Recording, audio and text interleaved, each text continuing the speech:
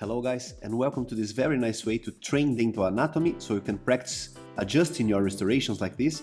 Take a look at this. These teeth were actually designed in a software, so we have STL files of these teeth, and then they were milled using the Zirconzan M1 milling device.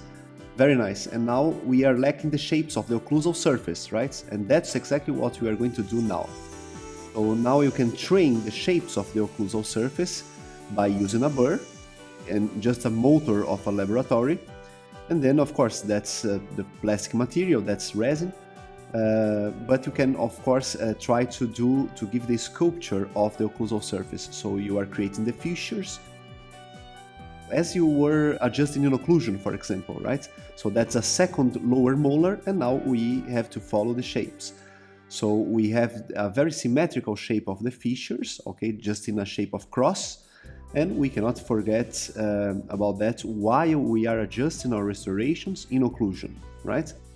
So this is a macro model, so it's a bigger tooth, and of course it's easier to practice like this.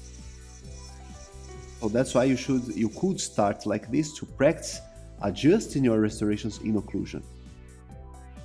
Let's see how this is being done now. Now the first molar, the lower first molar.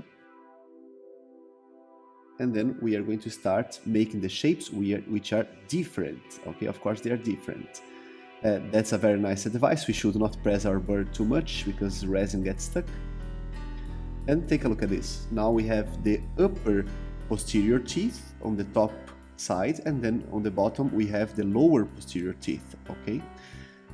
Of course we are trying to give the sculpture in a plastic material. It's not easy, but that's why it's a very nice training for your restoration, okay? You are using a burr of a laboratory. Okay, don't forget that you can also train these on the central incisors and anterior teeth as well. So that's a very original and very nice method for you to train. Take a look at this. Those are micro models for you to train dental anatomy. So those are the posterior teeth, and take a look at this in occlusion, right? So the upper posterior teeth and then the lower posterior teeth, right? So don't forget that they have a buccal contour like this, okay, which goes a little bit bigger in the cervical side. So let's see how we should consider the position of the fissures and the cusps in dental anatomy while you guys are doing your restorations, okay? So we have here the lower posterior teeth, so take a look at the position of the fissures, okay? So we know that the second molars are more symmetric here. That's the lingual side, of course, and then you have the buccal side having a little bit longer this fissure here, all right? So you have this curve, and then because we have here not a pit, but the meeting point of all these fissures, right? So in the middle of the occlusal surface. Okay, so then you have here, take a look at this, the lower first molar, we have the distal cusp over here, okay, so that's the distal cusp, and then this fissure that goes between the two lingual cusps, it reaches the lingual surface closer at the same level of the mesial fissure, okay, not the distal fissure. So the lingual is close to the buccal mesial, not close to the buccal distal, all right? So those are patterns that we should identify before starting our restorations. So you are going to press your resin when you do your restoration, trying to make this fissure here. So of course the internal side of this cusp will go down in this way, okay? And then even go down in this way here because we have the main fissure as well.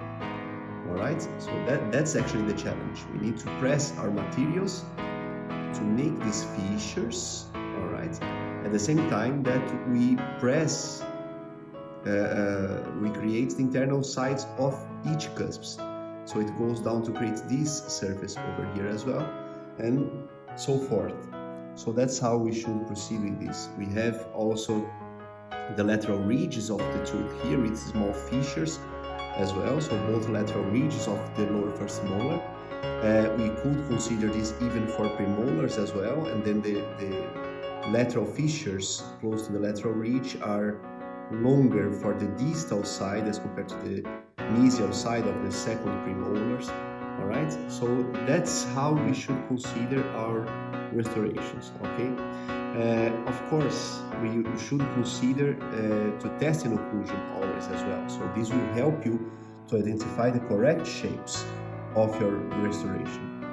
Okay, so let's see how I'm going to show a picture now of how this ended up, the restorations. And then again, that's how we should start training, with macro models first, right? That's the lower first molar, and then we can see that's the distal cusp. Okay, so we're talking about the other side, and that's how we should train dental anatomy for dental restorations.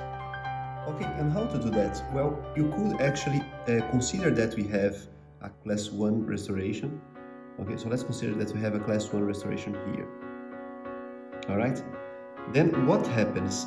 Pay attention to this. We need to remember that we still have these existing shapes that are remaining here. Okay, so if those shapes are still remaining here, so take a look at this. So now I will follow these shapes. Okay, so I will, after removing the caries, of course, I will insert my resin material, and then I will press with the plastic instrument, contouring the existing shapes so that I continue the existing shapes, all right, precisely the way they were coming from the top of the cusps, all right? So I just continue the existing shapes of each internal surface of each cusp, okay? Then naturally I will make my fissures, all right? So that's the best way for us to always remember the directions of the surfaces that you still have, of the remaining parts of each internal surface. Okay, so those are the internal surfaces of the cusps, all right? So here in the finalized tooth, those are the internal surfaces, okay, that we have, for example, of this area. And then if I have the caries here, I will continue this existing shape, okay? So if my caries is here, I will continue the existing shape, and then I will be able to do my fissures nicely, okay? Then I will do my fissures nicely. All right?